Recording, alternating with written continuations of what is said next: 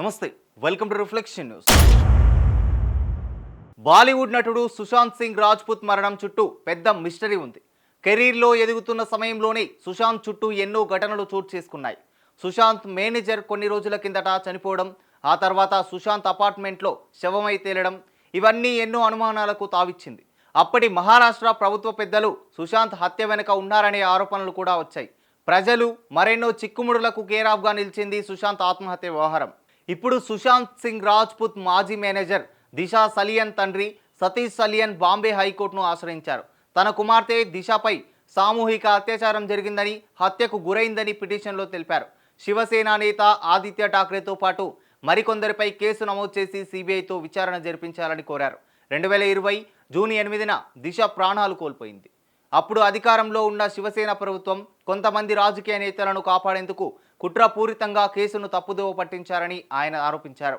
దిశ building పై నుంచి దూకి ఆత్మహత్య చేసుకుందని తేల్చి హడావిడిగా కేసు మూయించారని సతీష్ సలియన్ తన పిటిషన్లో పేర్కొన్నారు.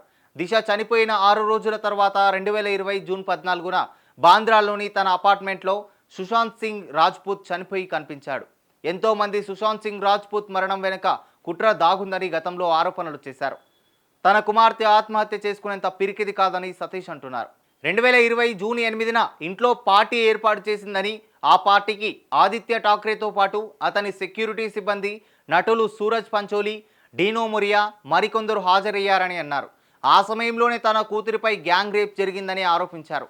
ఈ ఘటనలో ఆమె కాబోయే భర్త రోహన్ రాయ్ హస్తం కూడా ఉందని తెలిపారు. అదే రోజు రాత్రి అపార్ట్మెంట్ 14వ అంతస్తు నుంచి నా కూతురు కిందికి దూకి ఆత్మహత్య చేసుకుందని పోలీసులు చెప్పారని, అయితే ఆమె ఒంటిపై గాయాలు లేవు, రక్తపు మరకలు కూడా లేవని అన్నారు. అంత ఎత్తు నుండి దూకిన తర్వాత ఆమె శరీరంలో ఒక్క ఫ్రాక్చర్ కూడా లేదని సతీష్ తెలిపారు.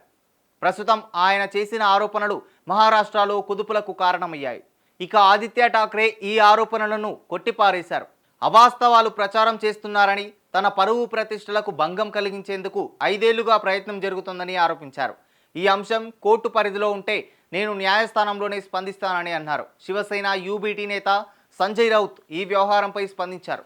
ఇది రాజకీయ కుట్రలో భాగమేనని అన్నారు. అప్పట్లో ఈ విచారణ మొత్తం దగ్గరుండి చూశారని, ఇది ప్రమాదవశాత్తు జరిగిన ఘటనే అని అప్పట్లో పోలీసులు కూడా తేల్చారన్నారు. 5 ఏళ్ల తర్వాత మళ్లీ కేసును తిరగదోడుతున్నారంటే దీని వెనుక బీజేపీ రాజకీయం ఉందని రాష్ట్ర ప్రజలకు అర్థమవుతోందని అన్నారు.